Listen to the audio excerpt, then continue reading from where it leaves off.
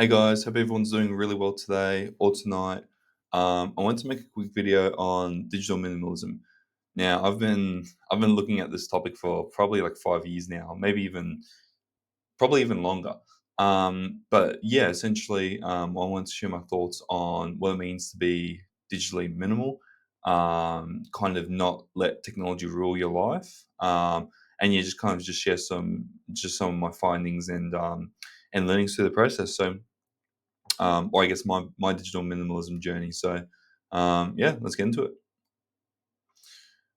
So why digital minimalism?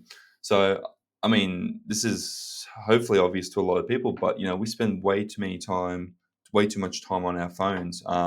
If it's not, it's actually become a part of us where we don't really leave the house without having a phone with us. Even those that have become digitally minimal might bring an Apple Watch, for example, with them. So you're always pretty much, long story short, you're always connected to the internet. You're always connected to technology. Um, and it's not unlikely, or it's not weird to see or to spend half of your waking hours, glued to a screen or on a phone or maybe I don't know, taking notes, just anything, right? We we are spending so much time on technology nowadays that's it's getting a little bit scary. Back in the day, this was never really a thing. It's only become a thing in recent generations. I'm seeing lots of kids nowadays. They're just on their phones, very young. Back when I was that young, I would have been outside playing sports, hanging out with friends, not being on my phone. So yeah, we spend a lot of time on our phone nowadays. I think being a digital minimalist means being very intentional with your technology and how you use it. Now, for me personally, it's about using technology to your advantage or to put you up in front of others, kind of like or move you closer to your goals, right? Just progress yourself, right? Even against yourself. I think using it to just waste time or as a filler or as a device to bring yourself away from socializing with other people, it's a really bad thing. But obviously, a lot of people use their phone for that, so not great. But being more intentional with what you want to get out of life, and then using technology for that. And look, it doesn't start or stop at your phone. It could really be anything. What I'm recording on right now is my laptop, and technically, this might be a hobby of sorts, but it's keeping me glued to a screen. It's keeping me, um, yeah. I mean, on technology and on devices where arguably I could be outside, I could be spending time with family and friends, I could be doing other things. So, you know, even if you work a job where it requires you to be on a computer. You could be making income from being online. It's still a problem. Obviously, it's fantastic that we're able to work online and we have the ability to leverage technology for great things. But there's also a negative side to it. I think again, like if we really be honest with ourselves and realize that we're spending, I I reckon even over 50% of our waking hours, but let's just say a lot of time on technology. What's the opportunity cost of that? What's that taking you away from?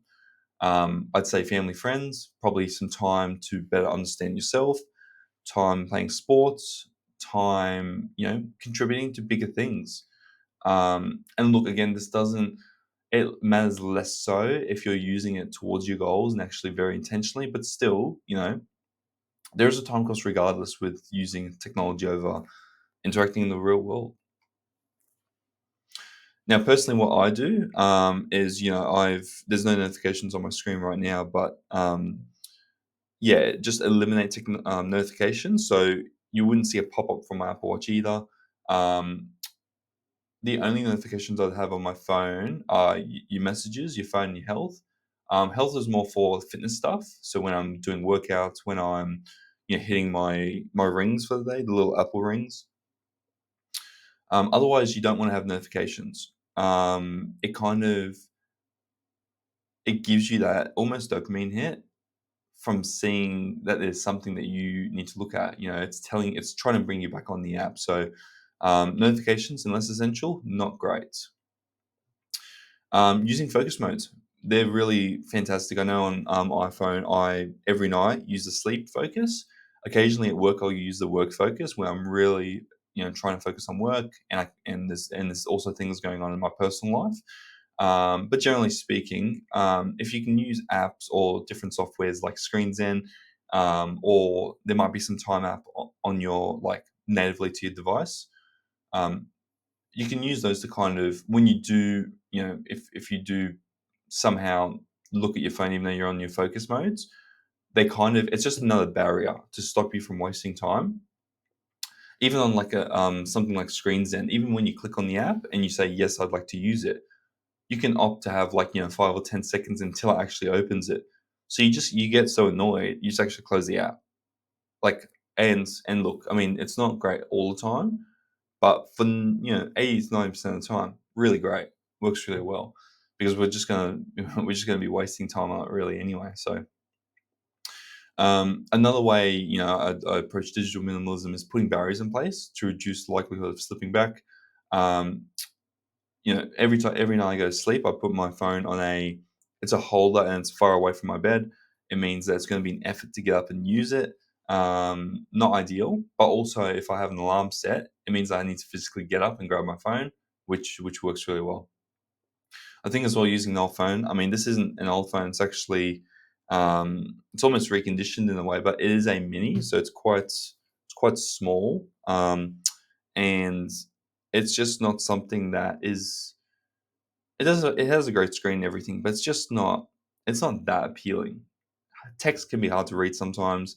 Um, yeah, it's not as nice. It's not as pretty either. It's an old phone as well. It's a mini. A lot of people think it's a little bit weird to have such a small phone. So yeah, sometimes it's just I didn't even bring it out. Didn't even know it's there. Now, keep in mind, obviously, being intentional with technology is digital minimalism. So you do want to when the time is right, obviously take in educational content, like reading a book, like doing emails that will progress you in life, or if it's around investing or anything you're interested in, sure. But just balance yourself, right? If you're regularly checking your emails every time one comes through, you're going to be pulled away from lots of different tasks, and your focus is going to be broken, and you're going to be wasting a lot of time versus spending 10 minutes at the end of the day looking through each email, remove, remove, remove, answer, remove, remove, remove, done.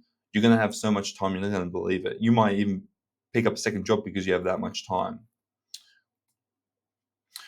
Now, improvements in my life, reducing my screen time 50% means less brain rotting, eye strain, a better mental health, more clarity when I think, and just being more present with other people, actually living my life, which is crazy to say not many people are doing nowadays. And also I personally, my job is using a computer for most of the day.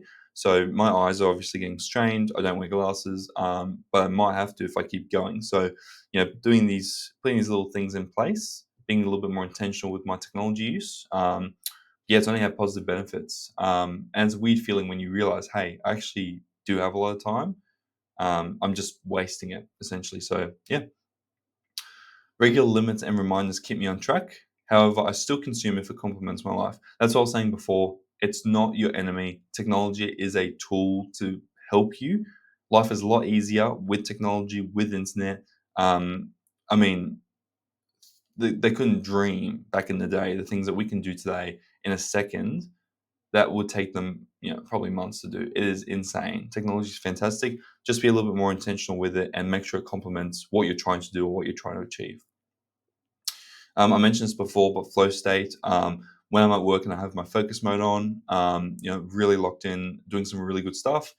When I have my sleep focus on, my sleep will be insanely great just because I'm not. It's not even a worry for me. It's totally out of my head, and nothing can distract me or wake me up while I'm sleeping. So I generally get a really good night's sleep. And look, it just means that wherever I do put my time, it's going to be done quite well because I have no distractions. I also have more time available. So it just means you can be more intentional with where you actually want to put your time. For example, a side hustle. Maybe that's flipping items. Maybe that's doing consulting on the side. Even time at work. Even not taking a whole work day to get through your work. Maybe taking 3 quarters, and then you have the rest to potentially do some other things. Um, that could be done when you're being more intentional with your technology use. And that could also mean, for example, the other side is, for example, utilizing AI to get your work done quicker or to help you enter flow state. Maybe you're really stuck on an idea, so you use AI to get around that. That's also an option. So technology is not the enemy; just it's using it more intentionally. That what matters. Last point here. I'm able to spend more time in the real world and on things that matter to me. We do only have a limited time here, and if we're spending 8 of those hours sleeping, we're spending 8 at work. Ideally, we're not spending the other 8 stuck to our phone. Ideally. So yeah, I mean, you're just going to live a high quality life, and you're going to be happier. You're going to get more done, and yeah, it gets easier. It will be tricky initially, but it does get easier, and it's well worth it. You only have one life, so yeah. Um, that's all I have to say. Hopefully, you guys found that interesting and understand or consider digital minimalism for yourself. If you have any questions, let me know down below. But otherwise, I'll see you guys in the next one. Peace.